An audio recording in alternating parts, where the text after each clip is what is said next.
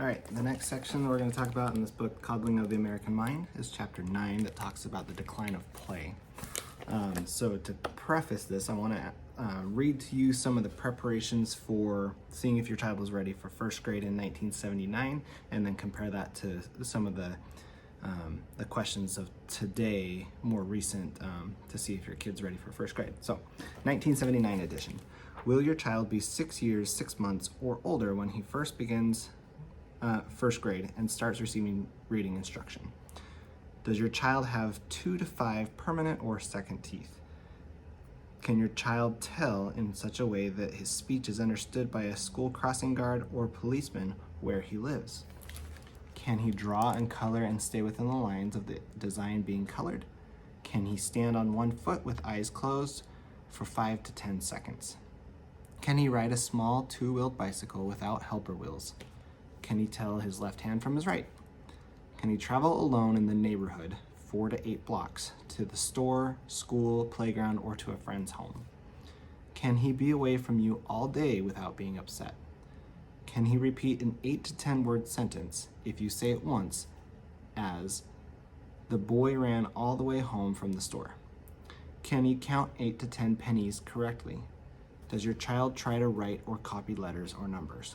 So that was from 1979. Now let's compare that to a more recent checklist from Austin, Texas. On the checklist, they had 30 things. Here's 6 of them. Identify and write numbers to 100.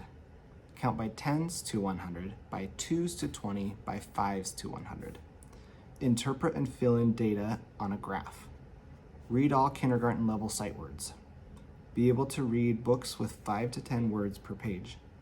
And form complete sentences on paper using phonetic spelling, for example, journal and story writing. Pretty different. So kindergarten 1979 was devoted mostly to social interaction and self-directed play with some instruction in art, music, numbers, and the alphabet thrown in. The goal of kindergarten classrooms then would have been to organize to build social relationships, facilitate hands-on exploration, such as with blocks or Lincoln Logs, and imaginative and symbolic play, such as store, housekeeping corner with props.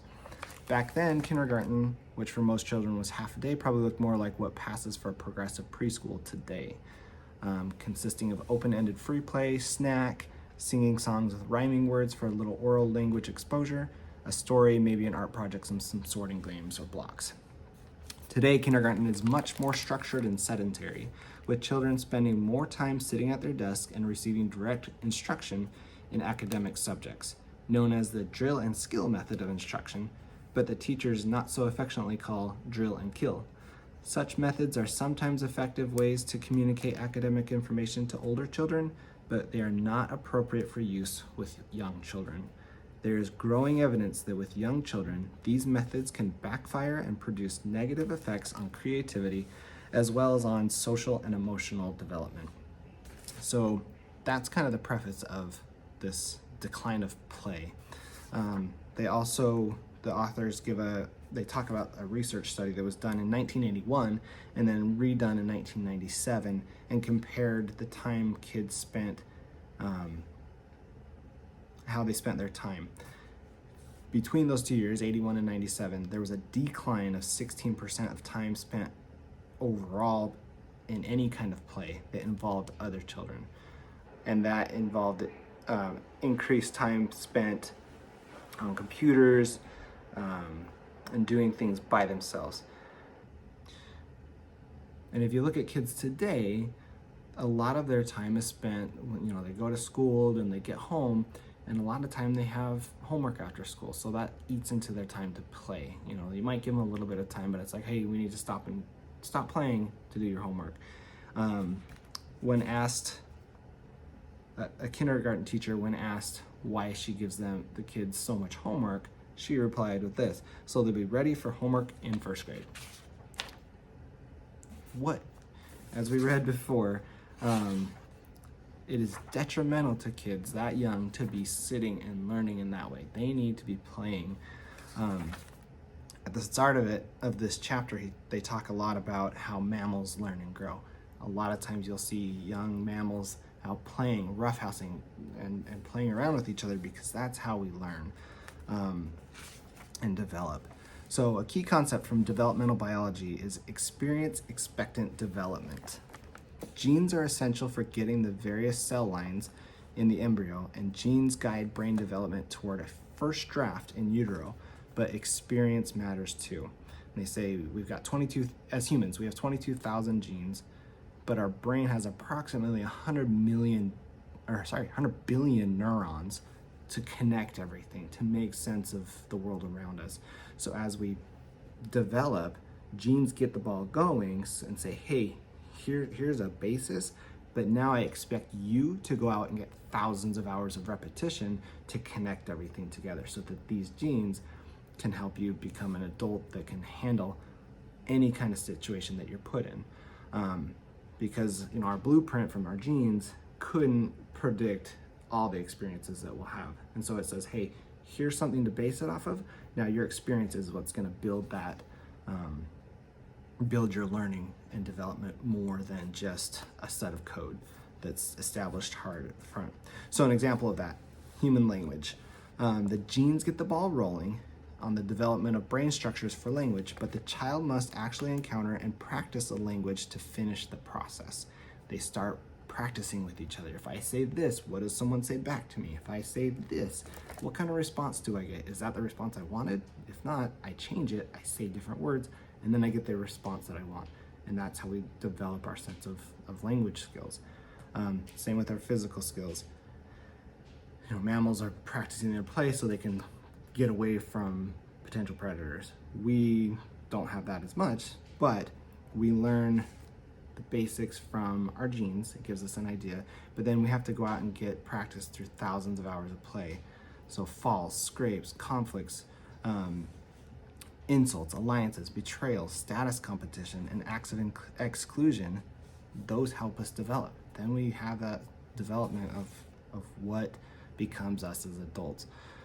So children who are deprived of play are less likely to develop into physically and socially competent teens and adults. Research has shown that anxious children may elicit overprotective behavior from others, such as parents and caretakers, and that this reinforces the child's perception of threat and decreases their perception of controlling the danger. Overprotection might thus result in exaggerated levels of anxiety. Overprotection through governmental control of playgrounds and exaggerated fear of playground accident might thus result in an increase of anxiety in society. We might need to provide more stimulating environments for children rather than hamper their development. It's always kind of interesting when you walk by playgrounds, and school playgrounds especially, how boring they are. Slides are short. The monkey bars, if they have them, are they're barely high enough that if you let go, you're standing. And everything is kind of designed in a way of like, here's how you play with this. This is what you do here. You don't climb up the slide, you go down the slide. We kind of force this play on children in a way that they don't experience how to do rules. Like if I keep trying to go up the slide, other kids get mad at me, and then they don't like being ready. They don't learn that interaction by the way we designed our playgrounds now. Things are made to be safe, and by doing that, we take away risk. Kids being able to fall, to get hurt, and say, probably not gonna do that again. From my childhood, I remember the big, long metal slides that I grew up in the desert, and so on a hot day, if you tried to go down them, you burned your legs. And so you do that once. You only do that once, because the first time you do it, you go, yeah, I'm not doing that again, because that hurt. And so you learn when to go down the slides, how to go down the slides. If I go down on something, I'm gonna fly and I'm gonna hit the end and crash hard. If I just go down regularly, it's just gonna be something I can do over and over. The monkey bars, if I don't have the grip strength to hold on to them, I'm gonna have to keep starting over, and you don't get that satisfaction of like, oh my gosh, I made it all the way across. And then there's always the kids that climb up on top, and it's like, how did you do that? I want to be able to climb up there. So we're missing out on these opportunities for kids to physically develop in a way that helps them as adults to be able to do things, get that sense of accomplishment. You know, part of learning to ride a bike, and I like doing Ironman and cycling, part of the joy of finishing a long bike ride and like, oh, that was hard, but I did it, is knowing that I developed those skills years ago of like, hey, if I do this, I'm gonna fall off my bike. If I do this, I'm gonna crash on my bike. So I've honed those skills over time to now I can get this sense of accomplishment that I couldn't get any way from riding a bike other than doing that hard task. So we're robbing our kids of these opportunities to have that sense of accomplishment because they're not getting the basics of it. We're being too safe with them. Oh, let's put all these safety wheels on your bike and see if you learn how to balance. No, you're not gonna learn how to balance, and it's gonna be harder to get on a regular bike because you haven't developed that inner balance sense. So, you know, by robbing kids of play, by taking them from school where they're sitting down to home where they have to sit down and do homework, and they're not going outside as much, they're not developing the physical or social skills that they need. And that's what we're trying to address, is we want to give them opportunities to, in our therapy programs, especially being outdoors, we want to give them opportunities to interact with each other as a group, to play with nature, to be in nature and have what's available there, and then we bring additional sources for them that they can use in their play to help foster their imagination. But we're not telling them what to do with it. You know, we might take a cloth that they can use, and one day they might use it as like a door to their fort that they built, or the next day they might drape it over one of the ropes that they tied up, and use it as like a magic veil, or you know, things like that. We give them opportunities to learn and play and grow and try new things with each other, but we're not forcing them to do anything a certain way. And we'll ask them questions to help kind of foster creativity, but we're not directing their play, because then it becomes an adult-driven activity that they're just participating in. Play is different than going to soccer practice. Yes, they are playing, but it's goal-directed, it's driven by an adult saying, hey, do this, do this, do this. Here's how you play soccer. Here's how it works. So playing soccer, structured, organized, adult-driven usually, versus a pickup game of soccer, that's different, because then they're learning how to interact with each other. They don't have a ref there. They don't have someone telling them, hey, you can't do this. They kind of make up the rules as they go, and they'll probably stick to some guidelines of this is how you play soccer, but they just want to be out there kicking the ball around. So it's gonna look different than a soccer game. So as we take kids out of nature, out of opportunities to play, physically we're hurting them, emotionally we're hurting them, socially we're hurting them. And so that's our goal here, is to be able to give them those interactions with each other where they can appropriately respond to their peers.